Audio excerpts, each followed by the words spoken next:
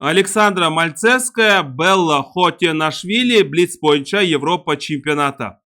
E4 C6 Каракан қорғанысы, D4 G6 бір заманауи нұсқасы екен. ATF3 піл G7, H3 әрине мына пілдің мүмкіндігін әрине шектеу. D5 сарбаз негізгі орталыққа келді, ATH6 піл D3 рокировка және F6. Біріншіден F жолын ашу амалы шығар, мүмкін немесе негізгі орталыққа қысым көрсету. Алдық және C4.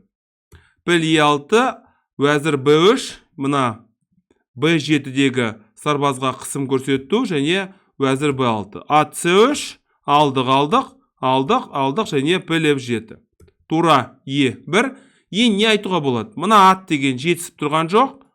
Мына атта керемет деп айта алмайым. Мына пілде керемет деп айта алмайым. Сол себепті Белла Хотенашвили бүкіл мәселені шешкен жоқ.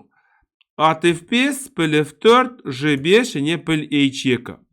Мына аттың шығатын түрі жоқ. Содан кейін ертеме кешпі G4 деп қомағайлар қатарына кіреді. Ресми түрде айталам, Белла Хотенашвили өзінің мәселелерін шеше алмады. Дәл қазір 1.32 деп тұр, 1,5 сарбаз артық, бірақ тура D8-ден кейін 1-ден G4 қарсылас деген қомағайлар қатарына кіреді. Қомағайлар қатарына кірсе, мына аттың және мына тураның түк істемейтіні білініп қалады. Ат H6 және тура E7. Бірден мына жерге де қосымша қысым көрсету. D7 және піл C7 осымен ойын аяқталды, шын мәнінде өткені амалсыз мына тура кететін болса, мына ат деген қиын жағдайға тап болады. F8 алдық және тура E2. Қалған енді аса бір керемет деп айта алмайым, бірақ соңын айдың қарап шығайық. Батареяны құрды, алдық және атты негізгі орталыққа апарды. Ат D5, патша H2, ат G8 және H4 орталық тұрақты, сол себепті оң қанатта немесе сол қанатта шабуыл жасауға болады. Піл B4, тура D1, H6, патша G3. Патшаның белсенділігі маңызды.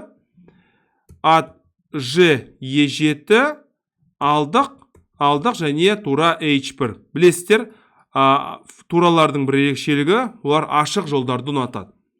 Патша G7 неге бұлай жүргені түсініксіз.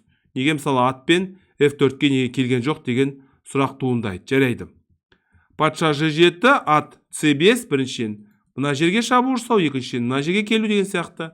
Піл C5, DC және ат G6 және ат D4.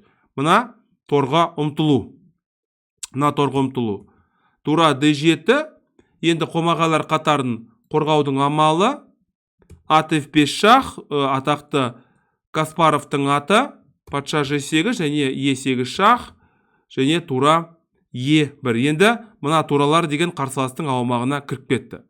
Патша F7, ат D6 шах, 8 аяқ ат, өздеріңіз жақсы білесіздер. Патша G7, B8, мына қомағайлар қатарындағы сарбазға шабуыл жасау. Ат F4, алдық. Қалған енді керемет бір қиын дүние деп айта алмайым. Өйткені басымдық өте үлкен. Және F3, B3, тура D4 және B4 бір атта қолға түсіп қалды. Алдық және осымен ойын аяқталды.